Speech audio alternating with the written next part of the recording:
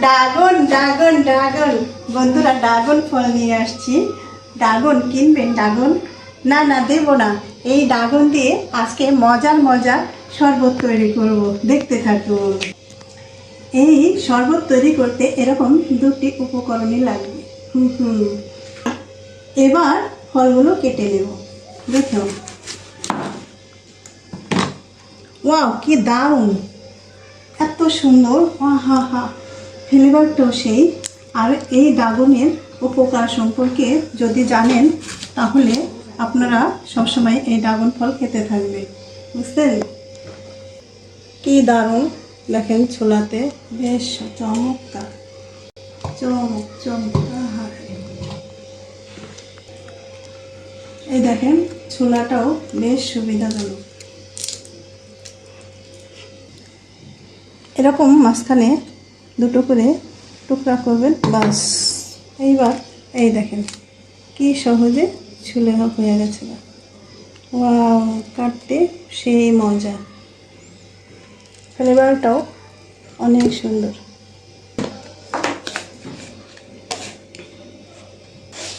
দুই রকম শরবত হবে।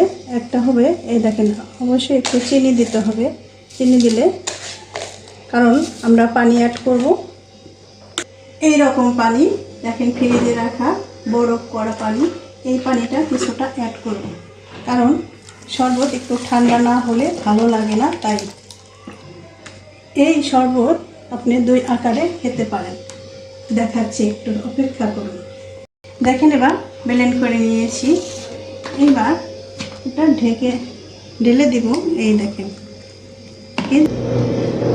এইবার এটাকে আরেকটু মজাদার করব। দিয়ে দিব কিছুটা গুঁড়া দুধ। এবার এটাকে আরেকটু ব্লেন্ড করে নেব। এবার হয়ে গেল ব্লেন্ড করা। দেখেন এই যে শরবত,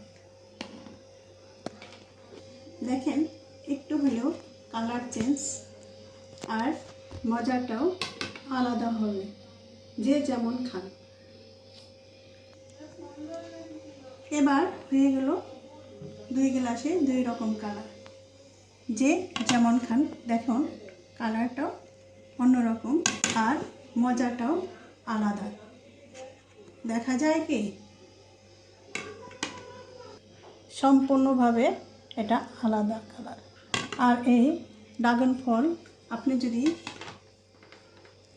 টুকরো টুকরো অংশ খেতে না চান, তবে এভাবেই পরিবেশন করুন।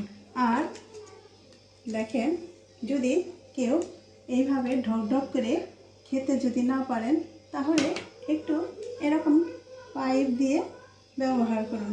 হয়ে গেল মজার মজার শরবত। তো আমি যে গুঁড়া দুধটা দিয়ে তৈরি করছি, সেটাই দিয়ে একটু খেতে চেষ্টা করব। কি মজা! আপনারা যদি একবার খান, বারবার খাবেন, বারবার খেলে বারবারই খাবেন, বুঝছেন?